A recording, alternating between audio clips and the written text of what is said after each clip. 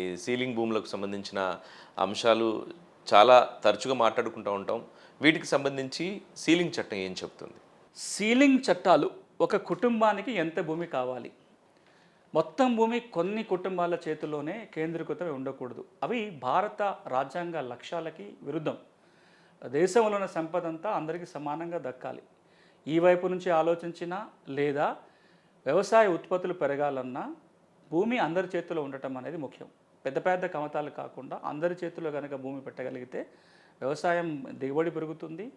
భారత రాజ్యాంగ లక్ష్యాలను చేరుకోవడానికి అవకాశం ఉంటుందనే ఉద్దేశంతో ఒక కుటుంబానికి ఎంత భూమి ఉండాలో నిర్ధారించే ప్రక్రియ అప్పుడు కేంద్ర ప్రభుత్వం కొన్ని ఆదేశాలు, మార్గదర్శకాలు జారీ చేసింది. దాని ప్రకారం దాదాపుగా అన్ని రాష్ట్రాలు కూడా ఆ రాష్ట్రంలో ఒక కుటుంబానికి ఎంత వ్యవసాయ భూమి ఉండొచ్చో ఒక చట్టం చేసింది. అంతకంటే ఎక్కువ ఉండడానికి వీల్లేదు. తెలంగాణ, ఆంధ్రప్రదేశ్లో అయితే అది ఏ రకమైన భూమి అయినా దాదాపు 54 ఎకరాలకు మించి వ్యవసాయ భూమి ఉంచడానికి వీల్లేదు.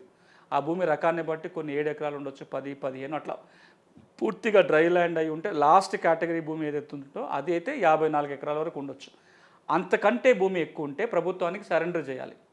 వాళ్ళంతా తమంత తాముగానే సరెండర్ చేయాలి, లేదా ప్రభుత్వమైనా బలవంతంగా తీసుకుంటుంది. అదే సీలింగ్ చట్టం అంటాం మనం. 1970 దశకంలో వచ్చిన చట్టాలు. ఈ చట్టం కింద కొన్ని లక్షల ఎకరాల భూమి సీలింగ్ మిగిలి భూమిగా ప్రకటించబడ్డది. అంటే ఒక కుటుంబానికి ఉండాల్సిన భూమి కంటే ఇంత ఎక్కువ ఉంటే అవన్నీ ప్రభుత్వం తీసుకొని, మరి మిగిలి భూమి ప్రభుత్వం ఏం చేస్తుంది? ప్రభుత్వం దగ్గర పెట్టుకోదు.